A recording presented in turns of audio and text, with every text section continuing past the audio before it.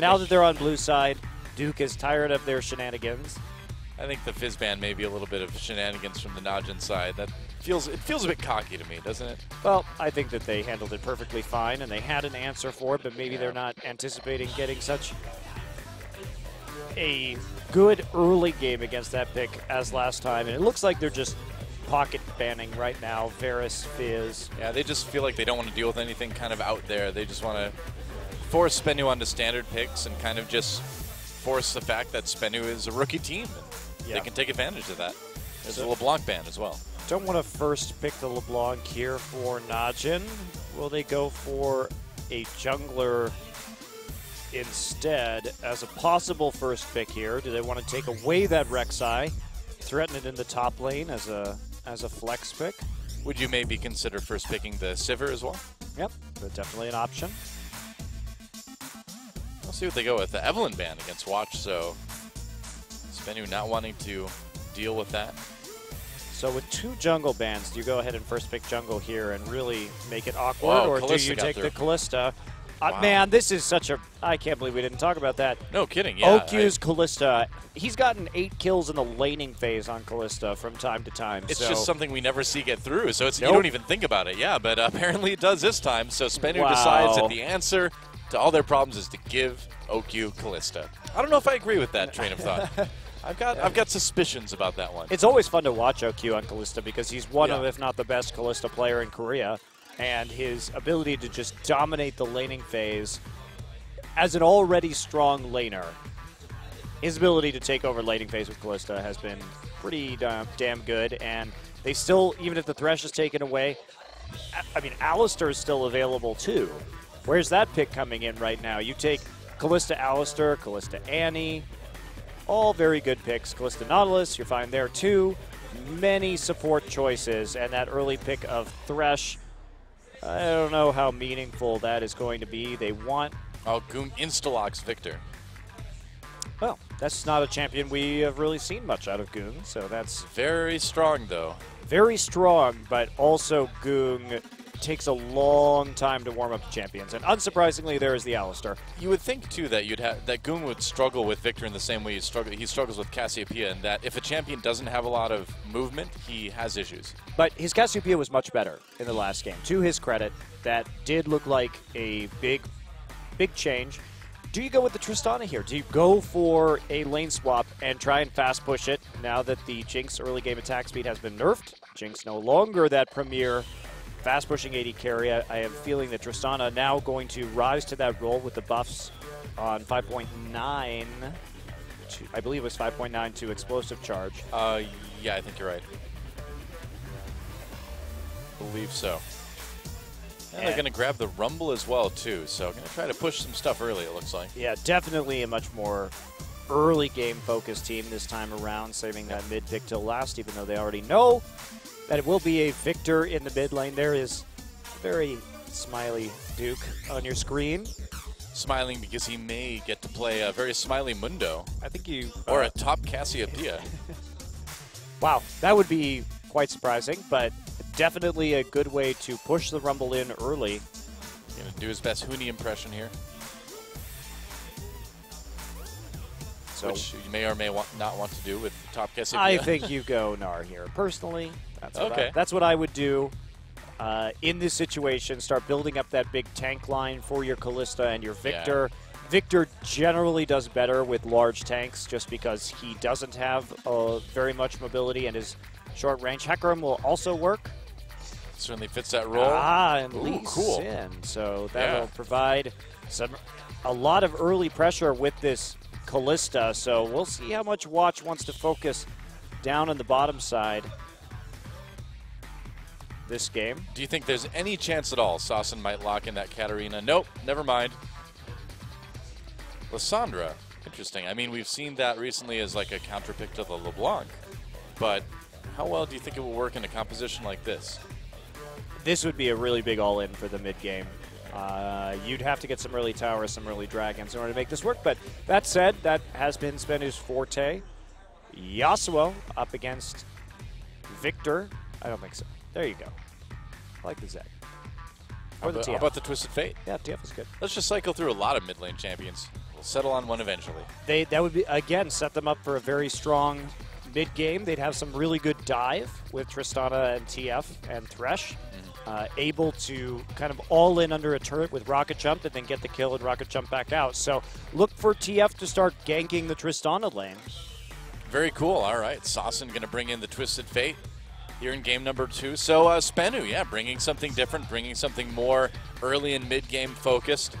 I feel like compositionally, SBENU is looking a lot better than they did last game in terms of playing to their strengths. Yeah, and we could see some interesting ganks onto the Victor here with Rek'Sai coming in and then TF porting into the mid lane in order to pick that one up. If they have to fight the 2v2, though, I'd be a little bit nervous against the Lee Sin. Rek'Sai, especially Rek'Sai taking some nerfs on this patch, too. So if you don't have a gold card set up, though, Hecarim is going to just absolutely run over that Twisted Fate. Yes. In the team fight, I would definitely give a late game team fight to NaJin here. They have a lot of tools to deal with Tristana and the TF. That Hecarim, obviously a major threat.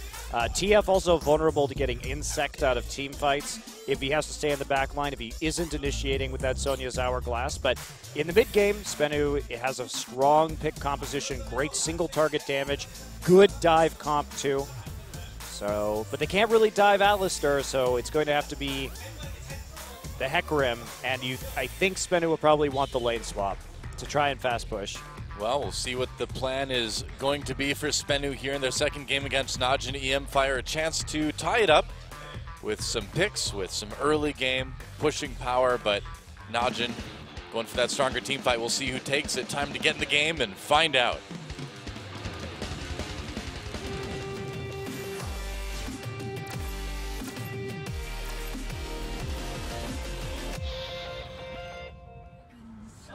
You know, at the end of the day, at least you can feel cool if you're SBENU and that you have an awesome team name like Sonicboom.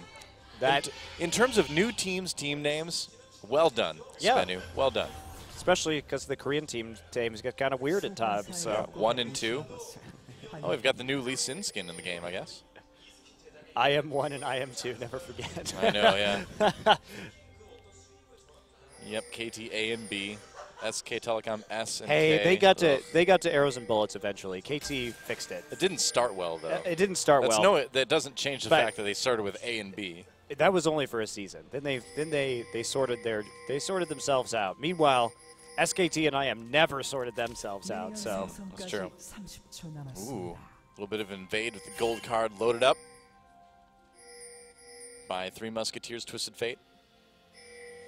I don't know if that's not the skin name, but I don't know, I just invented it. So, deep wards coming in for SBENU, trying to figure out where this Alistar and Kalista are going to be. Will the recall come in? Right here, they're in that Russian lane. No eyes on them right now. More wards going down. Yeah. But it looks like they're trying to mind game it, and Nuclear and Secret are going to head bottom anyway. It's just a mind game. That's all we're seeing. I'm curious to see how Watch does on this Lee Sin. If you've ever read Lee Sin's lore, you know it's very disturbing. It involves a child basically being turned inside out by Lee Sin. I had no idea. Through like a misuse of magical powers. Because Lee Sin was originally going to be a powerful summoner.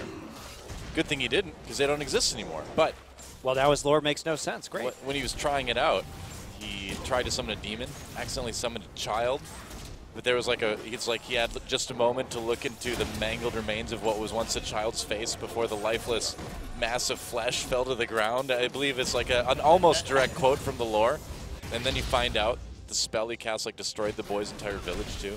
Cool. So yeah, Lee Sin set himself on fire later on, survived it, but it burned out his eyes. So Lee Sin's got some problems. So sweet dreams, everyone. Sleep well.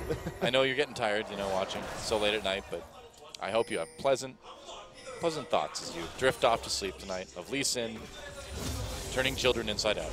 Well, and now he did it all for no reason because there aren't any summoners. I know. Now it was just pointless violence. Lee Sin, what a jerk.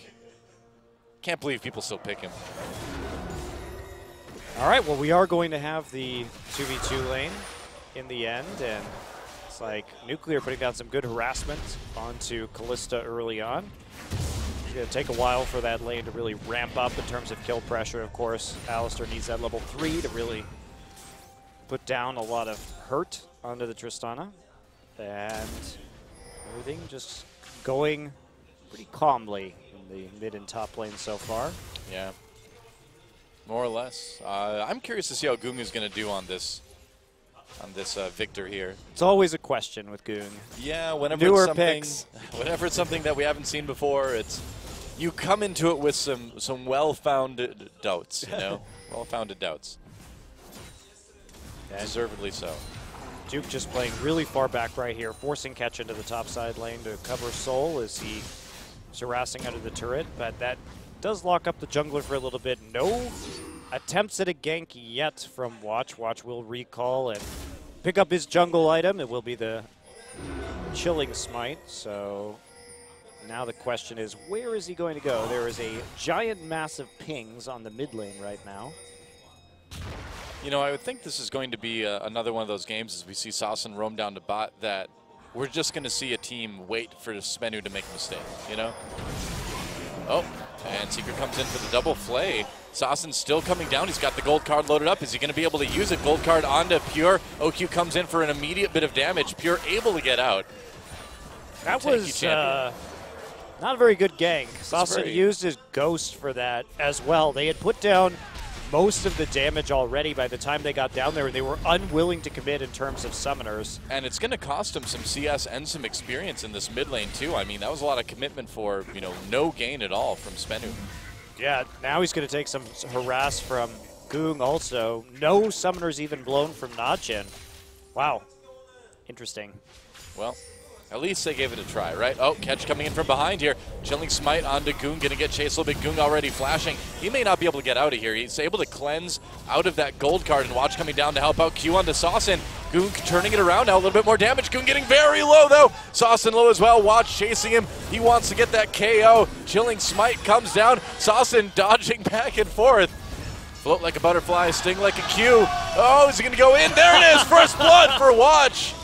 And can he get away from catch here with Goong right there adding on the damage? He shouldn't have any trouble, but here comes Secret coming in. Watch very low. Secret not finding an opportunity for that death sentence. And a very, very protracted gank ends in first blood for NaJin. Okay, that happened. Yeah, very awkward, clearly.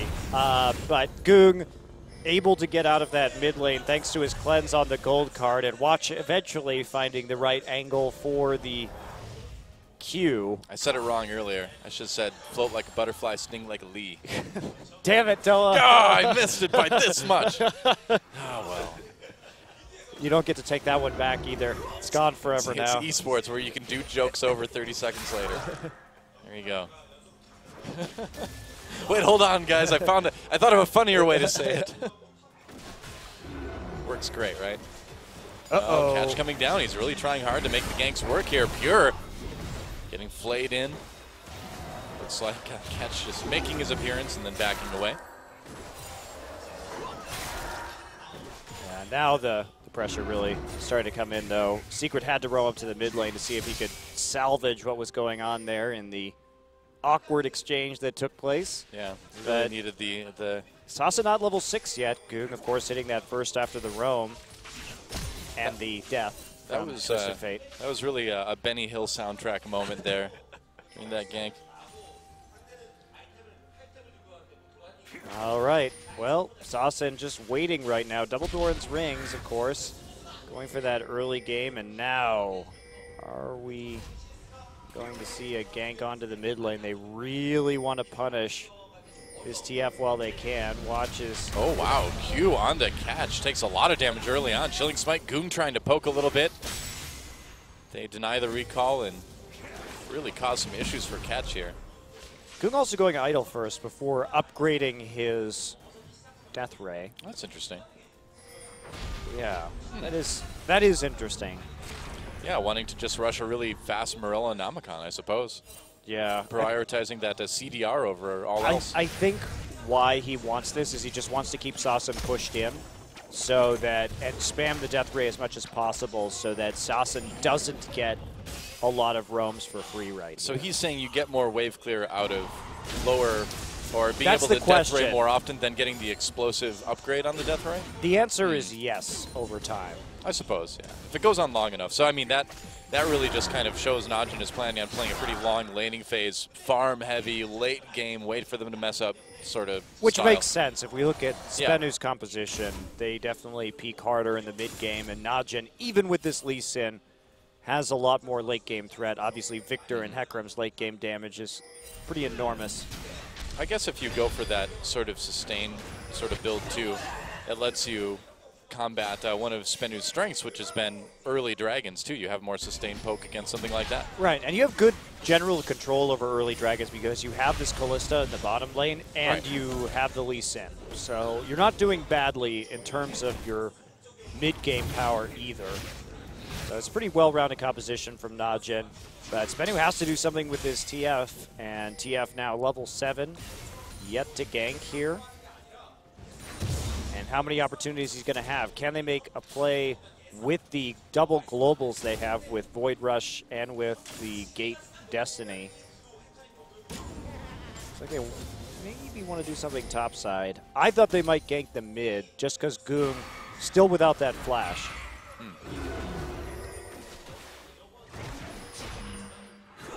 Well, meanwhile, in the bot lane, things kind of going about as expected. Pretty even CS between the lanes. A little bit of poking on both sides. Here we go. Oh, here we go. Yeah, headbutt pulverize on the Nuclear. Nuclear still with that flash and heal available. He's going to rocket jump out. TF coming in with the gank, going to try to counter this gank. It's a gold card on the watch. The equalizer comes down. Doesn't do a whole lot, though. They burned the teleport. They burned the gate. They did not get They have to kills go out of for that. this dragon now, but they don't have an equalizer for follow-up. Victor back in lane. TP still available for Duke. Duke pushing up. Is he going to come down for this fight? They definitely have a lot of advantages in terms of They ults. should fight this. Yep, here comes the teleport. NaJin has their ultimates coming in. Gold card loaded up by Sauce, and there's a nice headbutt pulverize. Nuclear manages to get out, but Duke just runs over catch. Dragon untaken here. They're going to keep chasing. There goes Soul getting very low. Oh, Soul actually goes down just barely. Gives Saucin a kill, though. In the process, NaJin can turn onto this Dragon if they want to, perhaps. Well, they don't have Maybe. Watch anymore, Yeah. and Catch is going to be up in 4 seconds with Void Rush. Watch going way, way too deep for that kill. Totally unnecessary. Needs to just turn back on to Dragon. Well, he's the one who still has the smite. They could still smite it with Duke, but instead they're just going to put more pressure on the tower. A lot of pressure on this tower. Oh, catch coming in. There's a knock-up on the Goom. Needs to be a little bit careful here. Gold card for Saucin. Not going to find a target. But still, NaJin coming out on the better end of that in terms of their kills. Oh, yeah. Yeah, 3-1 overall. Nice little 1,000 gold lead at this point. Watch with a couple kills, too. You're kind of getting a pretty quick jump start with that Sight Stone as well. Oh, but he's going Cinder Hulk. Oh, Goong, wow, stuck around for a bit too long. Yeah, that was a bit dangerous for Goong to stay there with no flash, no health. Yeah, kinda really, had that one coming. The no health is really the killer there. Yeah. Yeah, well, no health kills you every time, actually. Now they have to defend mid lane for a little while. Or maybe defend this dragon. This might be a little opportunity for SBENU. Yeah, looks like NaJin actually might have to give up this first dragon because of it. Yeah, it's going to be taking a lot of damage from this Tristana. Yep. Yeah, it looks like NaJin's just going to give this one over. Watch not moving over to try to steal it or anything. And so Goom, playing a bit too unsafely, dies in the mid lane, and that results in SBENU able to get a dragon. Now, to be fair, Goong had to recall anyway, and they probably would have gotten that dragon regardless, but Goong was playing a little carelessly without sufficient vision. Yeah. And they did have to use 2 flashes to kill him now. So that could set up potential kills later in this game. But for now, have to give up that dragon. They tried to get that damage onto the mid tower. Now, if they can eventually trade the mid tower for it, then they're going to be still in fine shape, having a gold advantage while having the heavier scaling. True enough. Well, Secret just having a bit of an issue landing those skill shots today in general. I've seen that, I feel like, both games now. He's been not hitting those death sentences. I really just don't like Cinder Hulk. I think it's, as we see. So a lot of damage on the Secret there. And will the Ren be enough? Oh, they try to throw Pure in. He gets hooked with the Death Sentence instead. A blow flash right there. Definitely worth it to use the Fate's Call to get that Summoner spell. They win that trade. They continue putting pressure on the bottom side. Catch can't do anything because he keeps getting found by Watch in his own jungle. And Goong slowly working away on that turret. Goong also pretty far ahead in CS too in that lane. Getting a nice little edge there if the assists weren't enough. Yeah, that's how it's going to go when we see so much roaming from Sasin here in the early game. And he's gone for CDR boots with home guard before an item. This is such an all-in build for the early game. You have to be able to do something with this. Well, with how the games for SBENU have gone this season, you really can't blame them for going all in on the early and mid game. But he has to make plays. He has to try and show up for lane ganks with that, or he has to just keep on coming to lane to clear out the waves, or else his mid lane turret goes down. It's probably another reason why he picked up the early home guards in this one. Oh, definitely. So he's managed to keep his turret alive, which is something right here. Goong actually did upgrade his Death Ray before finishing off that Morello Namicon. Now he's got both. And here comes Soul going up against Duke in the top side, but nothing really resulting from that. Soul able to go even in CS this game. Sasin now buying a Sheen. Wow, this is... It's about as all in gets, right? Yeah. It's like, well, if I get in the back, and if I hit him with the gold card, and if my Sheen procs, it's definitely a super mid-game focused burst composition that they're going to try and chain together with this Rumble's equalizer. But I'm not sure that this is really going to be that effective. Watch continuing to invade right there. And Tunnel dies, but the Void Rush still goes down, uses the smite. So. Wow, they really want this. There's not enough people there to justify the Destiny going down, and that is a wasted TF ult. Yeah. Bottom lane from NaJin reacting well, so it would have been a 4v4 in the mid lane. Possibility of the Hecarim and Rumble TPing in. Yep, seems like they pulled the trigger a bit early on this one, and OQ just going for a presumably easy kill on, maybe not. Wow, forget that. Here comes in with the headbutt pulverize. Can Duke and Watch equalize here? Goong getting there as well. Secret backing away, trying to draw people off of the AD carry. He'll go down, but a kill for Nuclear. Not a bad thing at all for SBENU. Yeah, all summoners used right there, but OQ couldn't stack up enough, and Tristana just winning that trade with the Buster shot. Very nicely done. OQ did have less damage because he had gone for that Avarice Blade. I'm not sure how many times he critted right there. That may have been a factor as well if he critted at all. But the flat damage, Nuclear with the advantage considering he had the pickaxe. That is a interesting situation for the Kalista. Yeah. Well, that's managed to actually make things a little bit closer here. And with a minute 30 until Dragon, NaJin may have to approach this one a little bit safer. Or safely. That's a good idea. Just approach it safely. Or maybe just get chunked out. You use both your summoners while you trade with TF. That's not safe.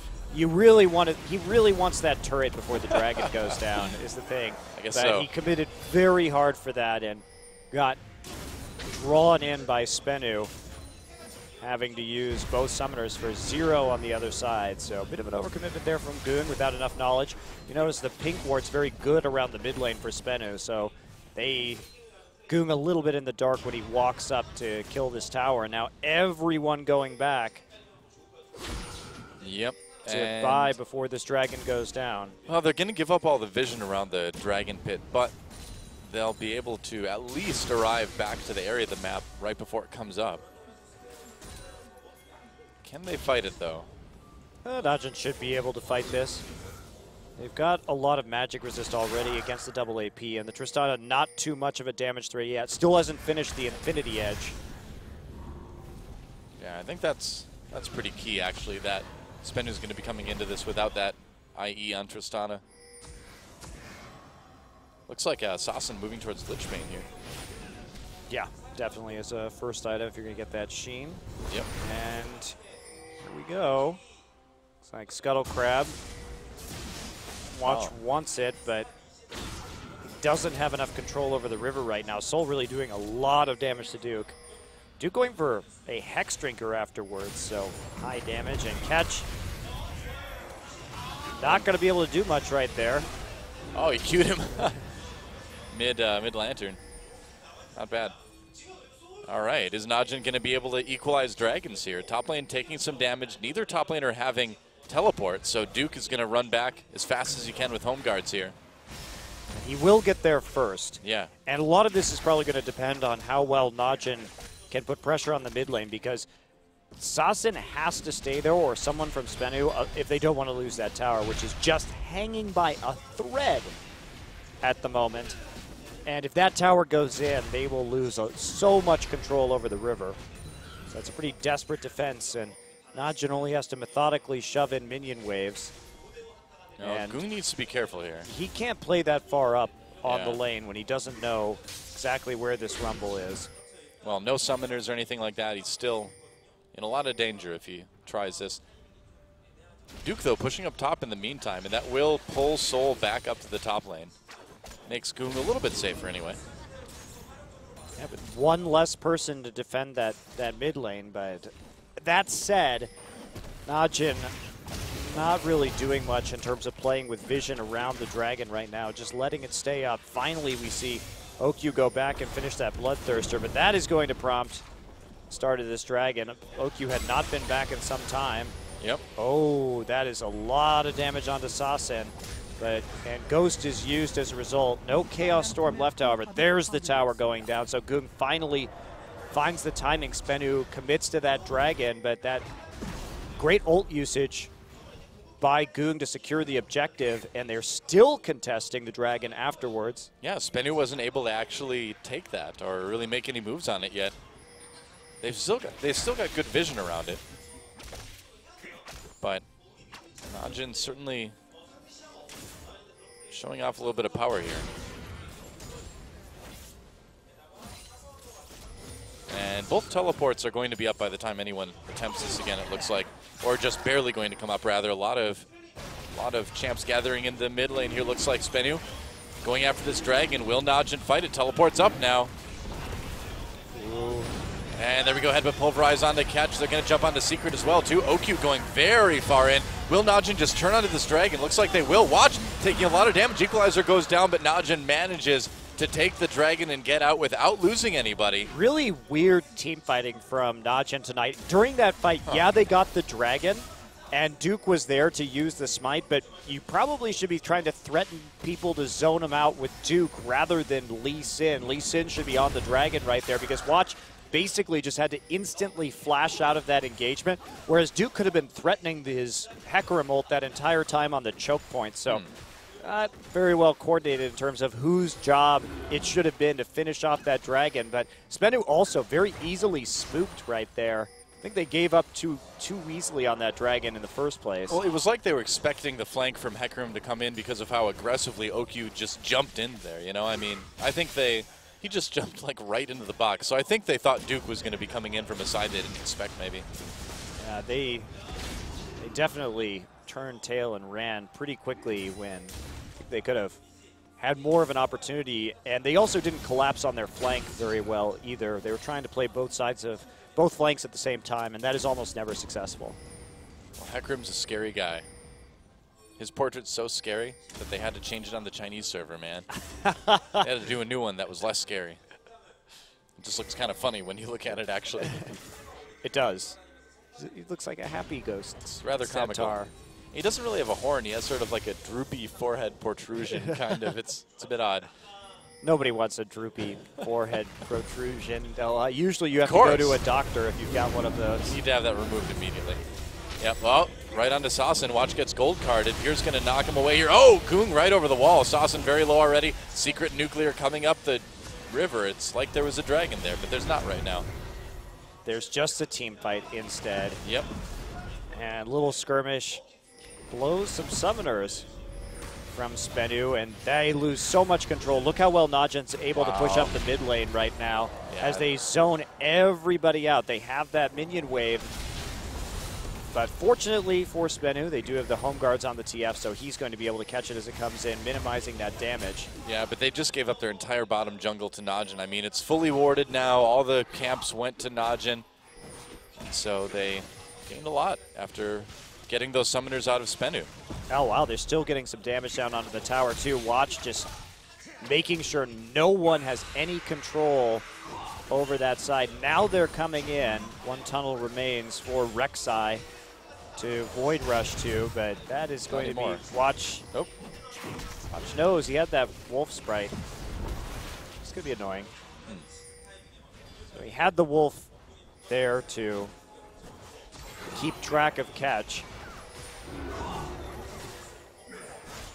Meanwhile, OQ and Pure pushing up this bottom lane pretty aggressively. They want to start taking down turrets because the thing is if they can be far enough ahead that they can start taking turrets now against a SBENU team that kind of lives and dies on their ability to put pressure on the mid game, that's pretty much a game one for NaJin, isn't it? Yeah, the fact that they have this much control already is pretty dangerous. Goodbye, Secret.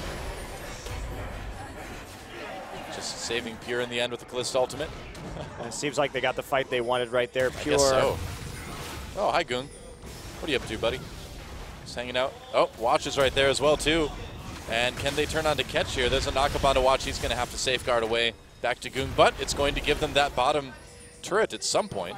Yeah, they're doing such a good job of playing in this bottom side jungle, maintaining their vision, denying the vision of SBENU, and then preventing Rek'Sai from having a lot of options to Void Rush into that bottom side. So that'll be a blue takeaway. Goong will grab it. Duke just gathering power in this top side, becoming super tanky. Now he's moving into that Trinity Force after the Skirmisher Saber, so going for the big-time damage on the Hecarim in this game. Yeah, it doesn't seem like he really needs to prioritize tankiness too much. Again, you know, if he can get that Trinity Force and get in on the Twisted Fate or onto a Tristana, even though it's easier to rocket jump away, he can just annihilate people. Yeah, that is definitely true. And considering that Watch does have that early Aegis as well, combined with his Cowl, he's not going to be taking too much damage from this TF, especially the TF just working towards the Zonius now, but okay. Play on to Soul here. OQ and Pure going in out of this one. Soul with a lot of spears and oh wow, nearly. Well, he barely survives the Ren, but he doesn't survive the auto attack afterwards. Yeah, but Pure doesn't even have to use his ult right there. They should be able to get out of this one pretty easily. Yeah, Catch and Secret coming in. They're going to get the knock up there. OQ not even running away, but here comes Nuclear. Okay, here we go. Duke teleporting back up to the top lane. Ult on a Nuclear. Nuclear feared back into the team here, and OQ right there filling people up with spears. Goodbye, Nuclear. A kill for OQ again. Sawson comes into the gold card. Looks like they might be able to take out the AD carry, but no, somehow OQ lives. A double kill, triple kill for OQ, and that's going to be the final outer turret as well as NaJin picks up the clean ace. Yeah, this one's pretty over, isn't it? Yep, a lot of commitment in that top side, and OQ maybe being a little bit too aggressive, played it pretty unsafely there. Played it, but he got saved by his team in the end. That gold card wasn't enough to finish him off as the cavalry arrived. The goal of every AD carry, to play unsafely and be saved by your team. And there you go. Like, did you guys see that triple kill? I'm so good. Barons. Let's take a look at this one again. Pure never had to use his ult on that, so they're pretty confident that they can deal with any damage coming in, especially from just a jungler and a support. OQ starts just to press forward. Duke comes in, gets the ult onto Nuclear after Secret misses the hook. And then there you go, challenging smite onto Nuclear as well. The Nuclear heals, gets hit by another auto attack. Now OQ moves forward, gets gold carded in the front line, but he does manage to sustain with that Bloodthirster and the help of Duke and Goong, who killed people before he can go down. Now we're going to see Dragon take away from NaJin as well as they move into complete control of this game. And this is one of those reasons why you don't give OQ Kalista, because he ends up 5-1-4. Wow. I'm really shocked that SBENU's answer to game one was to give Kalista to OQ. Did they just like forget to ban it or something? Like, oh shoot, that's right, Kalista. Ah, well, they won't first pick. Oh. I really don't get why you would ban Watches Evelyn when you continue to take Rek'Sai when there's still OQ's Kalista on the board. And look at that. Okay. Oh, that's pretty good. Hi, Sasin. Age of Destiny. Oh, well, Destiny comes to meet Sasin in the most unfortunate way. Pure, able to pick up a bloodthirsty support kill there. Another turret goes down in top lane as Duke takes out the tier 2. NaJin, meanwhile, pushing this bottom lane even more, undeterred by the damage coming in from SBENU. And Gunja's coming in from behind. Yeah, flashes ahead for the kill on the Seeker. Why not? Why not, man? Gonna drop that ult, keep people away. Another easy turret. And NaJin's going to be cruising to another easy victory here in game number 2. Might take another few minutes to end it, but we'll see how aggressively they want to do it. Nah, I think that you take 2 inhibitors here, go back, use the epic amount of money that you just received, and then close out when the super minions get there, just to be as safe as possible. I think that everybody's up. No, they're going to leave. Oh, I thought they were feeling a bit saucy, but I was wrong. No. I think they're trying to minimize the OQ-ness of these games, Doa. Yeah. I suppose. Oh, that's annoying. Pure, all alone. A herd of one now. He's got Righteous Save Glory. me, Baron minions. Righteous Glory away from that. Just flipping around real quick, and then heading back to base. Catch had just like a real jungler crisis of confidence right there. He's like, yeah, you're right, I can't kill their support. I'm a Cinder Hulk. Oh, whoa, Duke ults in his soul, knocks him back, not bad. Who needs Lee Sin when you got Rek'Sai, huh? I guess you still need Lee Sin because they didn't kill him, but it's Chaos Storm for the wave clear right there. Yeah, it was a zoning Chaos Storm. Oh, it was a zoning equalizer. Catch getting in the back lines a little bit. OQ very low. Wow, that was a bit of an interesting interaction. Looks like OQ's going to live anyway. Watch doing his best to kill his AD carry right there. He's trying, man. You know, that OQ kid gets too cocky sometimes. Gotta humble him a little bit. NaJin's team fighting in these late game fights has not been good today. Sasin rethinking his life. They are winning by the grace of their gold advantage, not by their coordination, that is for sure. OQ very dangerously living right there, having to QSS. Yep. NaJin, kind of the NaJin plan is get ahead and then play for the thrill of it. You know? Just live life. On the edge. That's right, just grip it and rip it, right? All right, well, they've all managed to get back up right now. Watch is alive. There is no more tower in that mid lane. And they can take that final inhibitor with some ease. As soon as OQ gets a red buff. Got to have that to close. True. So I believe that's what Alec Baldwin said. Red buffs are for closers. That's exactly what he said. He was way ahead of his time, man. He knew League of Legends better than anyone. That Alec Baldwin. Oh, there we go. Nice. 3-man headbutt. Pulverize into the ult. Oh, man, it's disgusting. You know, we talked about the first PG-13 movie we saw in the last game, but that team fight was rated X, man. That was, nobody should see that. Wow. Oh, yeah, make it happen. There it is. The easy ace, the easy victory, 18-4. And, wow, what do you say? NaJin just crushing SBENU, kind of like we expected they would. Well, good luck next time, SBENU, because this one is over. GG. Yeah, NaJin really cruising to a win tonight. Still some lingering issues that I think could crop up against better teams. It does seem like they need to clean up some of their late-game team fighting, not all on the same page in some of those fights, but definitely individually overpowering their performance, or their opponents, and showing some strong planning in the early game. Meanwhile, SBENU, their woes continue.